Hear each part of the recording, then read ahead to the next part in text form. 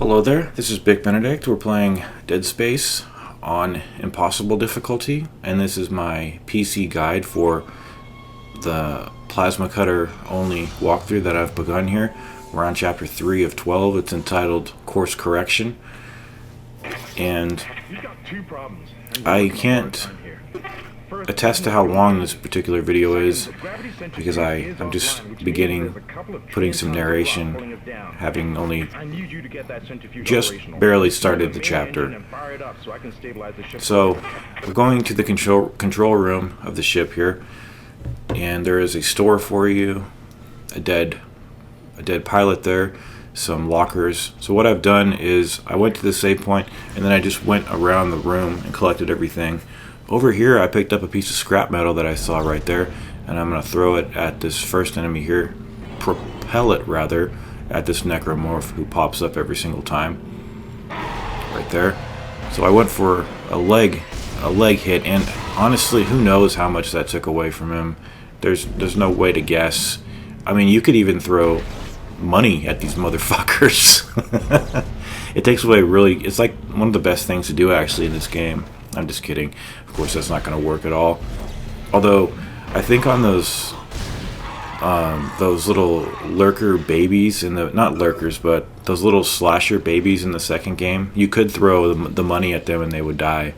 I believe that's pretty low down and dirty. But I think I was doing it on my Dead Space hardcore guide. What I actually did was I was so in love with Dead Space 2 at the time that I did a guide for Zealot. I did 3 guides. Talk about obsession. I did a guide for Zealot, and then I did a guide for I did a guide for Hardcore, where it was literally on Hardcore.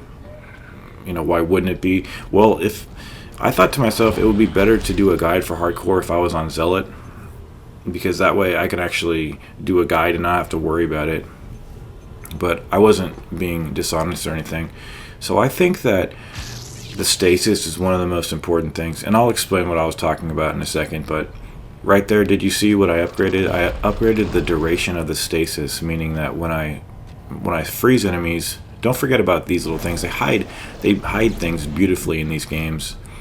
But unfortunately for me, since moving the camera is the biggest inconvenience in this game, I'm not going to be going out of my way to look in every little nook and cranny. But when you freeze enemies in this game, now that we have one of the duration attributes upgraded, it's going to freeze these enemies longer. And since I stated that the stasis is like the #1 way to survive, think of it as being even more safe in a third-person cover-based shooter behind cover. If there was some way that they can increase your safety behind cover, it's the same kind of thing. So definitely you want to be upgrading the stasis duration and the other attributes that I'll speak of when we actually start getting to those upgrades. But what I did actually was I did the one guide for Zealot. I did a hardcore run where it was literally on hardcore, and it was like 3 files, and the hardcore achievement popped up at the end. And then because I really wanted to help people beat hardcore rather than just having my raw exploits on hardcore, I did a guide for Zealot, and I titled it a hardcore guide. But in the description, I made sure that everybody knew it was on Zealot, and it was just to help people be competent and beat hardcore difficulty, while fully being transparent that I wasn't playing on hardcore. This is a guide to help you beat it, and nobody ever complained. In fact, I got a lot of compliments on that guide. I worked my ass off on it, putting hundreds of annotations in, scrutinizing all the battles, using those mines quite a lot. I forget what they're called now. But I'm an honest guy when it comes to YouTube, honest to a fault, in fact. So, you know what? These little critters right here, these necromorph hatchlings here, for lack of a better word, because I don't know what they're called. Just avoid them as much as possible. We're actually going to unspawn them. Don't even go near them. They yield absolutely nothing. They're just little pests. They should not be in the game. They drain your HP. They're a total nuisance. So just get away from them as much as possible. I think they crept up on me over here. Yeah.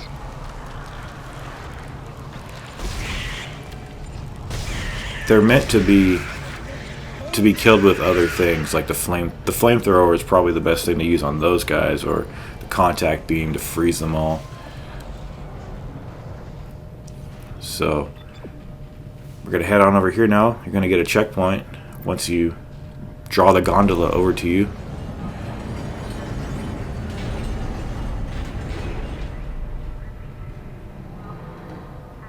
Okay, they put the checkpoint right over here, and the only things I'm going to speed up in this game are like the elevator sequences, where it's purely for loading. This is a little deceptive here because they have the fog, and you're going to get completely ambushed when you touch down over here. There's going to be about 5 slashers, I think some of the darker skinned ones, but they give you these incendiary canisters here so that you can draw them over to you with the kinesis or just shoot one of them. But I shot one and it destroyed all of the canisters, and it did deal these guys some damage, but not nearly as much as I needed it to. So this is where the duration of the stasis is going to really save you. And I get quite a lot of input lag too when I need to reload, and also when I need to rotate the plasma cutter, the axis that it's on. And I'm not blaming the game, because I haven't played the PS3 version in a long time, and like I said, I'm just too lazy to hook it up because I don't have it hooked up. I own 3 consoles, and I haven't played them in the longest of times. I have really become fond of the 360 of late. I really do love its controller. I think it's definitely one of the best controllers ever made. So, do you see all this shit, all these bodies over here? That's a hard-won fight right there, but fortunately they do put you... they do put a checkpoint right before that engagement. So the only other thing they're going to do... Look at that kick. He stepped right through it, and he didn't connect with it. There's a save point over here. There's going to be a small little tease that they do. You know how they have enemies running past and into vents that actually don't have any bearing on the game because they don't ever manifest in a fight. But yeah, I do. The reason I don't like Isaac to speak is because it just seems a little bit too social when he actually does start speaking and communicating and having conversations. Again, I have no problem with Dead Space 2. Why would I have done 3 guides for it if I didn't absolutely love and adore that game? But I've always loved the brooding nature of this one, where he doesn't say anything. And I know it was probably for financial reasons. Maybe it was an artistic choice, but maybe it was just because they didn't have the funding to do all the voice acting. But I think it works a lot better without the voice acting myself. So over here, there's some items to pick up, and there's a save point. Save station, I should say. So save your progress, and we're going to pull this down with the Kinesis module. And I'm going to access the menu and apply some stasis. Now, if I was dishonest, what I could have done is just go to the save point and done that code that I mentioned in the previous video about getting stasis for free. But I just wanted to show you that. Oh man, I remember that. Fucking bitch. He always does that too, you guys, so you might want to back off and try to stasis him before he even tries to lunge at you. And then there's going to be 2 more of those guys. But what I wanted to show you about the stasis was that I'm not going to be using... I wish I never saw those codes. But I have a sense of moral integrity strong enough so that I can resist the temptation of cheating in games. Because this is a campaign that I'm setting out to do, and I want to challenge myself, and I don't want any extra assistance, because this game, even though they regenerated your stasis in the second game, in this particular game they chose not to have it that way. And they also chose not to have a hot button, you know, a dedicated key to refill your stasis. So that's going to make for some problems. You might be able to change that around somehow with the with mapping buttons, but I'm not using a keyboard and mouse. So here's some credits up here they're hiding. 3,000. That's really good actually. So to fill your health up, what I usually do, unless I'm in a real bad pinch, you know, enemies are bearing down on me, I manually apply the med kits. They don't waste. Like if you need just enough to, you know, if you need enough health to where you just need a small one, they're not going to use a medium one.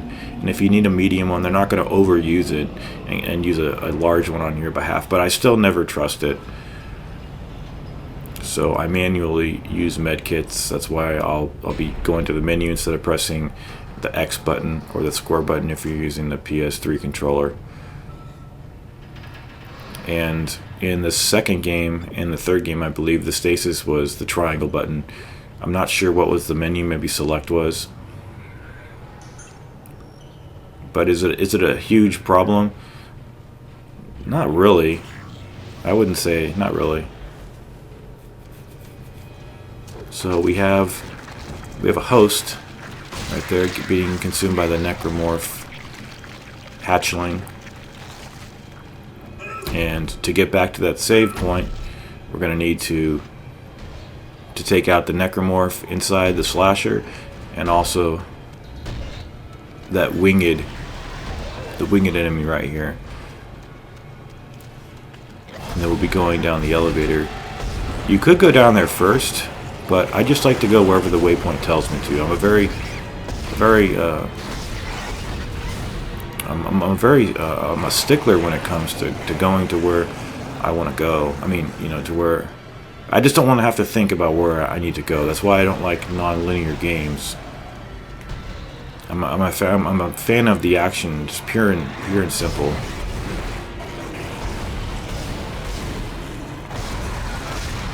Okay, so with those enemies taken care of, just make sure that you finish these enemies off. They play dead. These ones here, they'll stop moving very intelligently, and when you approach them, then they reanimate. It's very smart and ingenious, but it gets old, and it's easy to figure out, you know, if they're still alive, especially if they haven't tossed out any items. So after that, we're going to hit the save point and save our progress. Okay, so from the save point here, make sure you do all your shopping. Make sure you turn in your gold semiconductor, and I believe I have several power nodes, which I might apply down here at the bench. Some of these environments too, they used in Dead Space 2 with great creativity. So let me just see here. I know that a bench can be found down here, but I forget how many power nodes I currently have at the time being.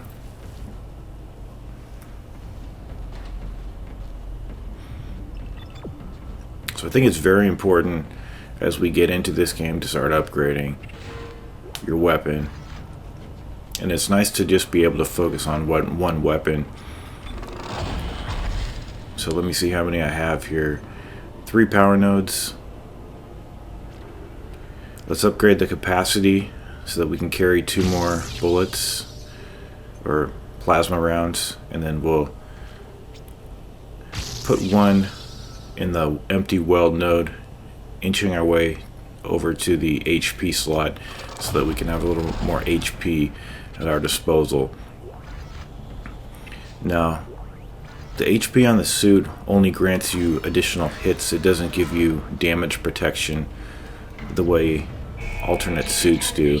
So what would happen is when you're getting hit with a more highly powered suit, it would take less off your HP gauge on the spine of the suit. So we've got a couple of slashers trying to get in here. They will succeed. and then we'll have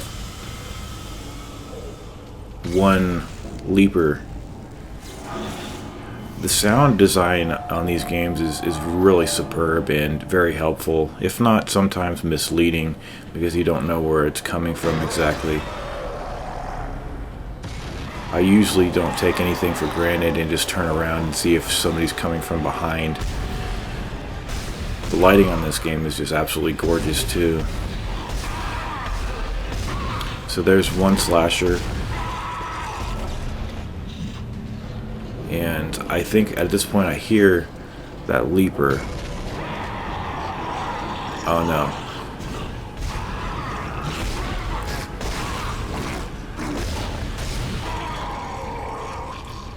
So two slashers, one leaper in this room.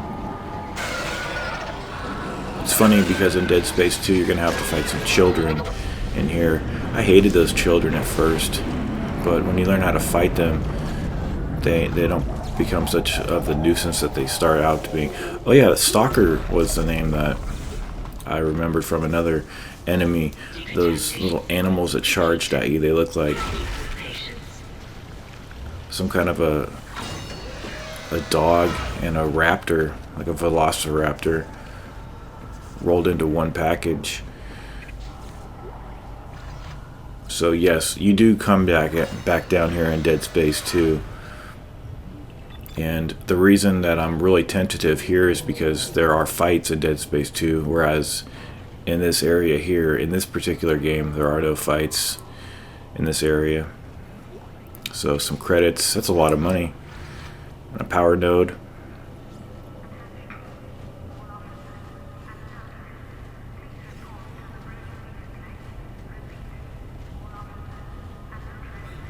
You'll actually see me turn around up here because there's a strategy. I think there's a pregnant in here in Dead Space 2.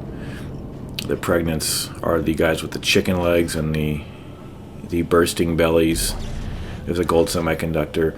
Those are only worth 2,500 to sell, so they're not worth too much, but you definitely want those. So save your progress right here, get the can of air, and we'll go out here. And these situations are generally pretty hard because of the vastness of these arenas, but they're very fun. And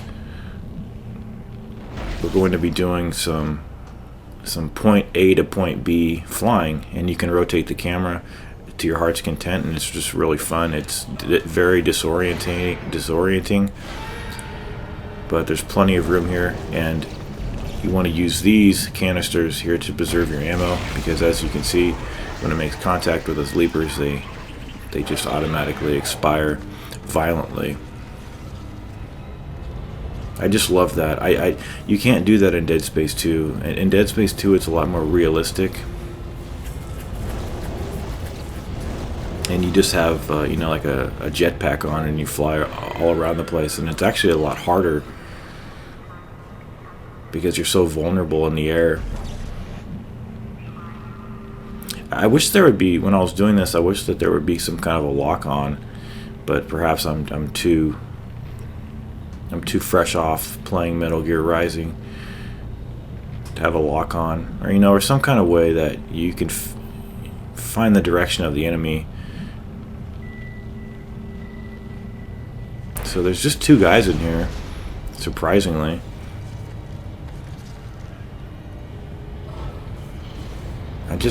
I love these arenas. Okay, so there goes his body parts. And I'm not going to be going out of my way, just not because I'm lazy or anything like that, just because it's going to eat up too much of the video time and your guys' time, which I value. So this was a mistake. That was my bad. I haven't played this game in a long time, so I forgot that you need to stasis the fast-moving objects before you move it in there.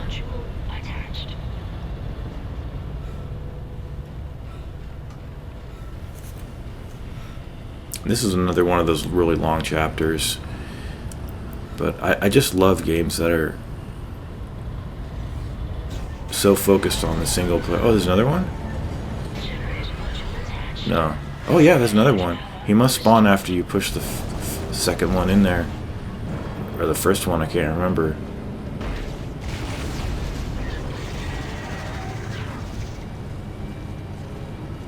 So now I'm going to drag this head over to me. Just for the hell of it. Oh, there's another one.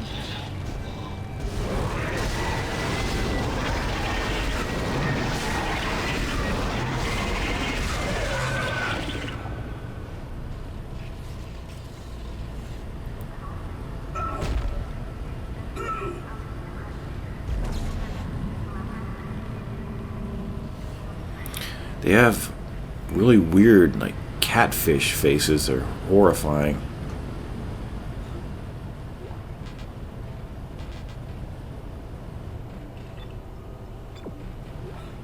Those tusks are particularly terrifying. Alright, so I think the main tasks are done here. Maybe we need to get back to the upper platforms here. And if you're curious about video 1 and the manipulating of that read-only file, basically I wasn't going to play this game again if I had to unlock anything, because by the way, this is the checkpoint area right here. We're just going to be running around the centrifuge. Since I've already played this game so many times, I just wanted to just play Impossible right off the bat. And I did a little bit of research, and I found some information on some forums about just purchasing the game right away and manipulating that that settings.txt file, which is actually a hidden file and can be viewed when you show hidden files. So what happens is when you go into that file, it has a setting marked game.played equals 0 to tell the game basically that at that point the game wow, I really need to learn how to talk really badly. Need how to fucking talk. What it's telling the game is that watch out for this guy. He always goes over here. So what you want to do is just hug the wall and shoot him. Ugliest fuckers I've ever seen. But what that setting was telling the game was that this player has not played the game yet. Game.played equals 0. 0 meaning that he hasn't played it at all. So when you put a 1 where the 0 was, it's telling the game the player has played the game to completion one time, and therefore unlock impossible difficulty mode for him. So that's what that meant. Exiting vacuum.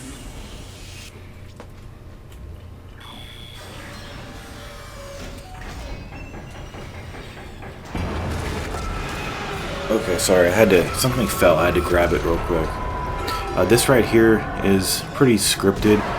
I don't know how far they put you back if you perish here, so it just, aim at the yellow infected area, and it's not that bad actually. I never perished here, but I did find that pretty interesting about having to manipulate that. So if you're at all confused and you don't think you can, you're that savvy about manipulating anything like that with the PC settings, it's very easy.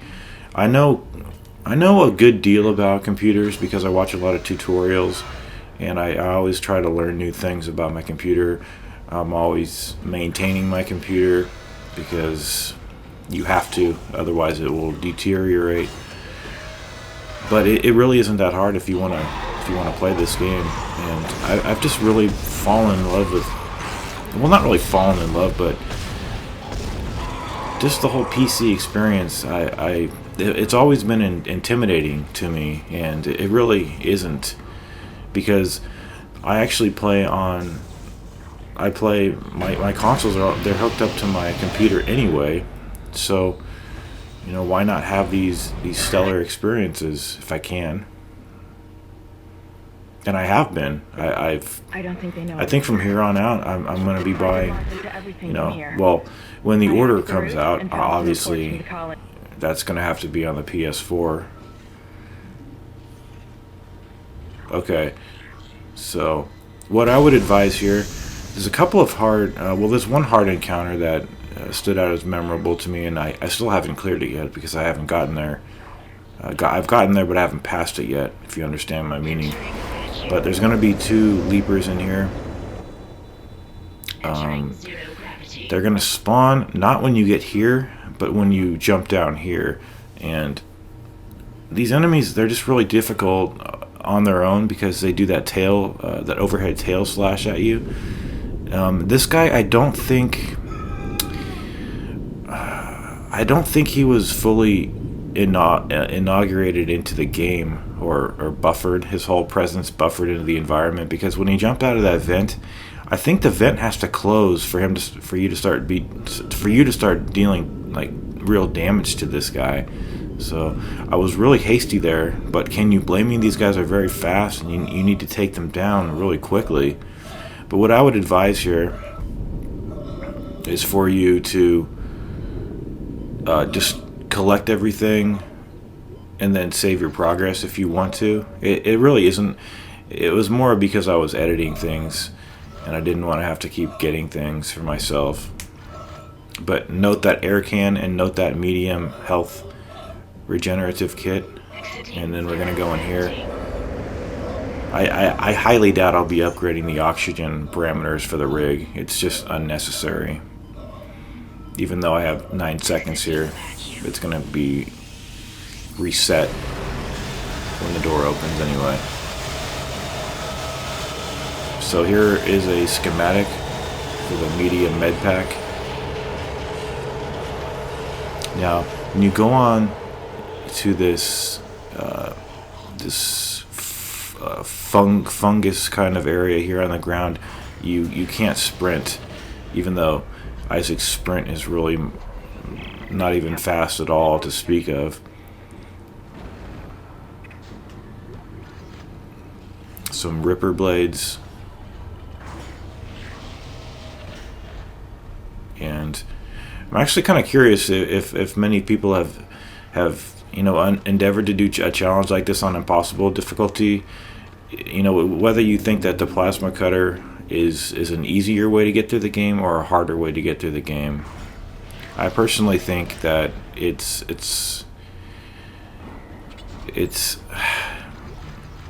would be fun. Admittedly, it is a lot funner, to use all the weapons.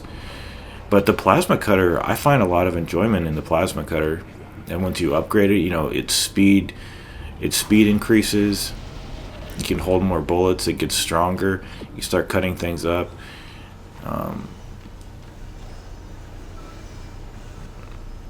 But the whole challenge factor, you might be misled a little bit, but it's not that I'm using the plasma cutter. That's just, like a Dragon Sword only run that I did. It's just because, it's just because I like playing this game with the plasma cutter. I think it stands alone as a great tool. Watch out for these things, these little parasites here. There is one box, I think, in the node room door, the node room door. I don't know what this guy was all about. Maybe he was still partly alive, looks like. But the challenge isn't. The challenge is impossible difficulty, and also the challenge is for me to not use a suit that I can tank hits on like I did before. Because I thought I was, I thought I was improvising. I thought I was being a pioneer back then, and when I look back now, it's having way too much of an advantage. That box right there, I'm not going to get because it has the parasites in it. I also have a lot of stuff put in the safe for later use, so that's one way to. That's one workaround, I should say, of having, we're not going to be upgrading our suit, but one more time. So the slots are going to be pretty minimal, so we're going to have to use the safe to store excess items, and always get rid of the things that you don't want. The line racks are actually one of the most expensive things that you can sell back to the store. I think the contact beam might have a little bit more money as far as you're selling it. But we are coming up on the next save point here, and it's a dual phase fight, but you can save it in between, which I would recommend because it actually is pretty damn difficult. So once you go up this incline, there's going to be a save point around the corner. So just save your progress right over here at the save station. There we go. So we're going to open this door now.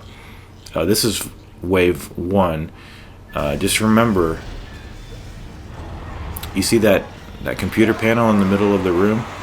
Once you hit that, you're going to spawn the second wave.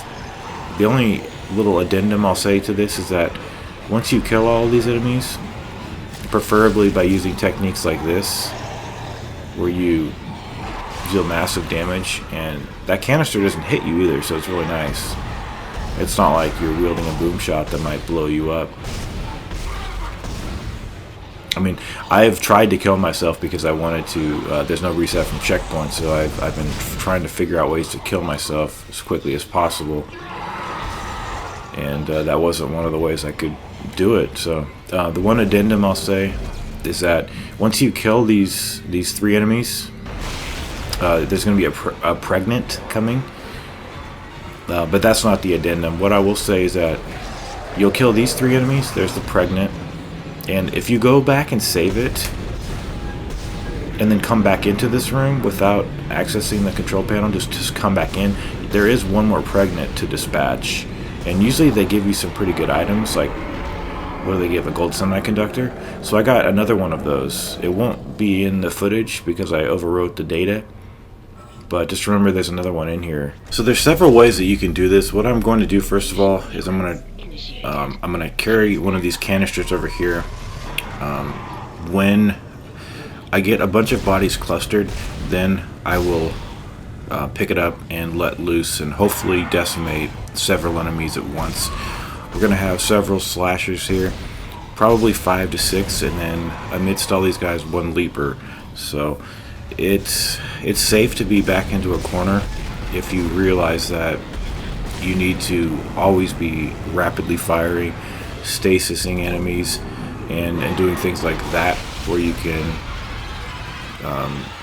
slaughter several people all at once. If you want to wait until the leaper comes, that's a valid way to do it. If you get into a pinch, you see the guys vomiting, you can catch that midair with the kinesis module and send it back. But I didn't even know that guy was an enemy here, so just watch out for that, because as you can see, I'm now in the yellow, I was in the turquoise. Yeah, this is the final fight of the chapter. Pretty tough. Died here many times.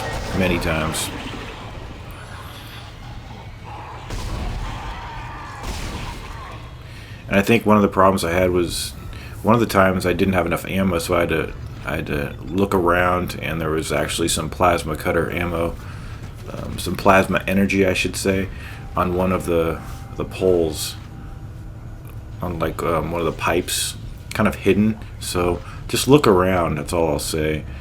And then once you're done, you can activate it and then leave this room. A tough room. I remember this room. Some pulse rounds. Pulse rounds, I think they yield the least return for your money, but might as well bring everything back to the store to save everything and make sure you sell everything that you don't need, so that you're not bogged down, and that you can start lining your pockets with some more credits that you can use for stuff you actually do need. So I'm going to skip that save station. It's working. There's only one more enemy left, And functional.